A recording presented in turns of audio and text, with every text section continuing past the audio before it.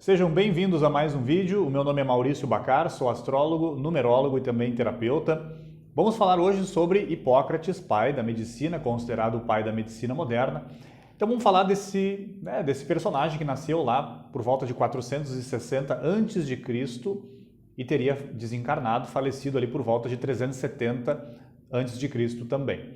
Então vamos falar sobre esse personagem, se ele tinha ou não uma relação com a astrologia, trazer um pouquinho aqui do conhecimento que eu tenho acerca desse personagem e fazer algumas relações com essa ciência muito profunda e milenar que é a astrologia e conectar, claro, com essa busca da harmonização não só do corpo físico, mas também a harmonização da saúde como um todo do ser humano. Lembrando, antes de começar, link aqui na descrição, meu novo curso que envolve esoterismo, autoconhecimento, espiritualidade, astrologia profunda, com o intuito, claro, de gerar transformação. Então vamos lá, vamos falar sobre esse personagem, que é Hipócrates, que teria vivido 3 anos no Egito. Então, além de ele ter mestres, ou seja, homens e mulheres que talvez instruíram ele lá no Egito, se diz também que ele teve alguns mestres que eram magos de uma região chamada Tesália. Então, essa foi digamos, a influência oculta desse grande personagem, Hipócrates, que muito provavelmente lá naquela época considerava a astrologia, inclusive tem uma frase, que é uma frase bem polêmica, que é atribuída a Hipócrates, na qual ele diz que para ser médico tem que ser astrólogo. Claro que é uma outra época, um outro contexto, né? Mas é uma frase que se diz que é atribuída a Hipócrates. E esse personagem, então, ele vem de uma época em que as ciências elas não andavam separadas, como nós temos hoje. Então a astronomia, a astrologia, a medicina, tudo isso andava junto.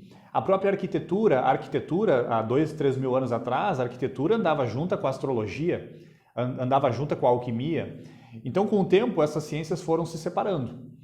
Esse personagem, então, Hipócrates, que é bem provável que sim, dá para se considerar um astrólogo, o que ele considerava? Ele considerava, inclusive tem uma frase dele, não existem doenças, existem doentes, ou seja, ele entendia que cada persona, cada pessoa tem uma configuração, um temperamento, uma personalidade, um mapa astral específico e de acordo com esse mapa astral específico, com a posição do Sol, da Lua, do Ascendente, de Mercúrio e todos os demais aspectos do mapa, é possível perceber ali os pontos mais vulneráveis do corpo.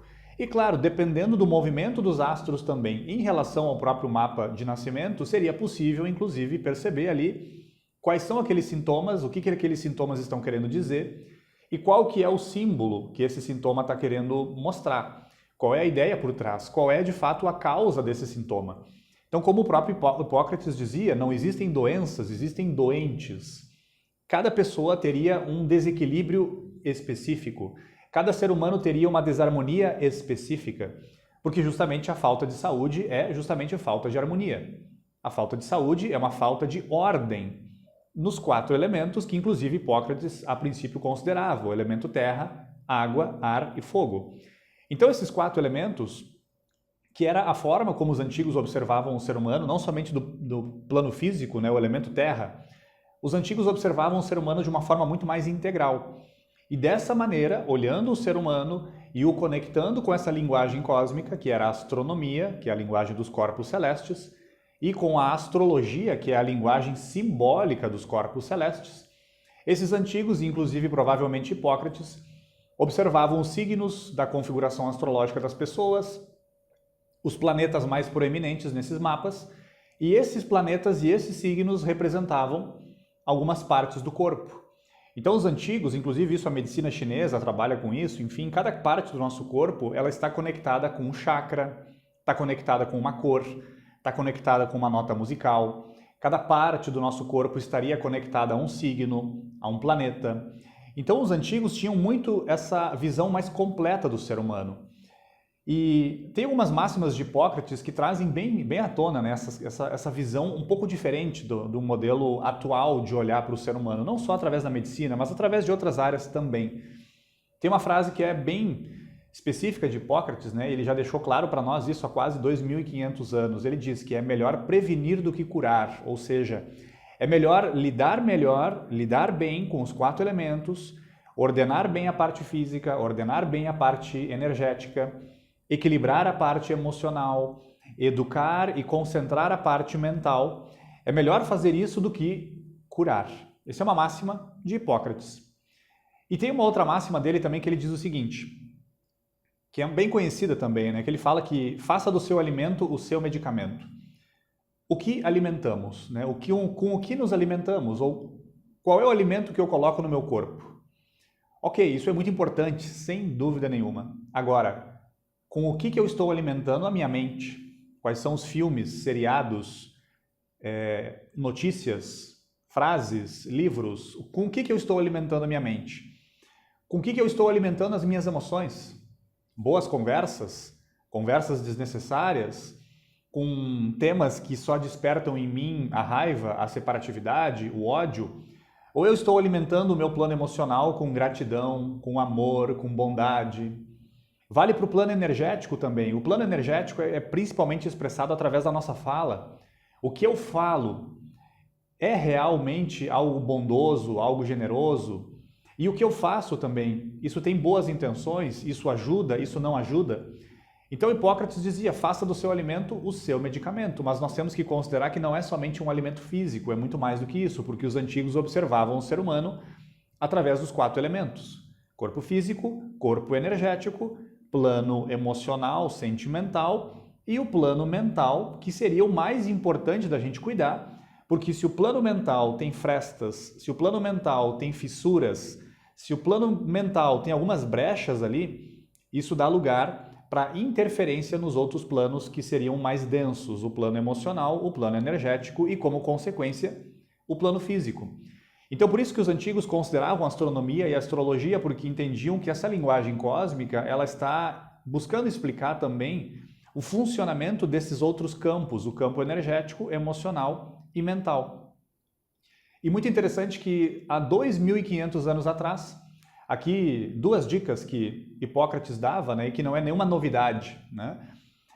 O que Hipócrates recomendava? Basicamente 2 coisas para o ser humano se ordenar. Ele indicava meditação para a alma e passeios ao ar livre para o corpo. Olhem só essa dica. É uma dica muito simples que, sim, teria sido de Hipócrates, o pai da medicina, mas que lembrando que teve mestres no Egito, teve mestres que eram magos na Tesália.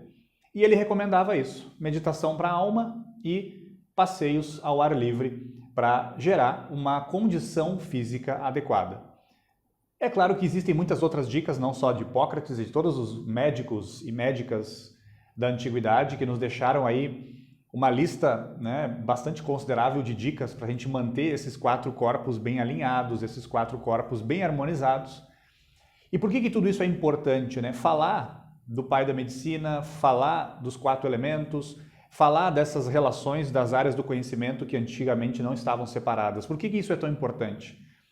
Porque basicamente todas as tradições deixam claro, o ser humano só vai vislumbrar a essência, o divino, o ser, o eu sou, se os 4 elementos estiverem ordenados.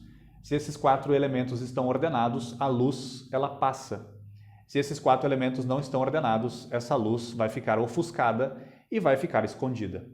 Então essa é a minha mensagem para esse vídeo. Como sempre, deixe aí o seu like caso você gostou desse vídeo. Lembrando, o link aqui na descrição, o meu novo curso Caminho da Sabedoria Interior, que envolve astrologia, autoconhecimento, espiritualidade, envolve justamente o intuito de ajudar a todos que vão fazer esse curso a buscar uma transformação interior para melhorar suas relações, relação afetiva, familiar, enfim, vislumbrar a vocação, perceber pontos de travas, de limitações que podem ser da infância, da gestação, em relação ao pai, em relação à mãe. Então são chaves muito interessantes que eu passo nesse curso. Se ainda não é inscrito ou inscrita no canal, por gentileza se inscreva e até o próximo vídeo. Como sempre, um fraterno abraço.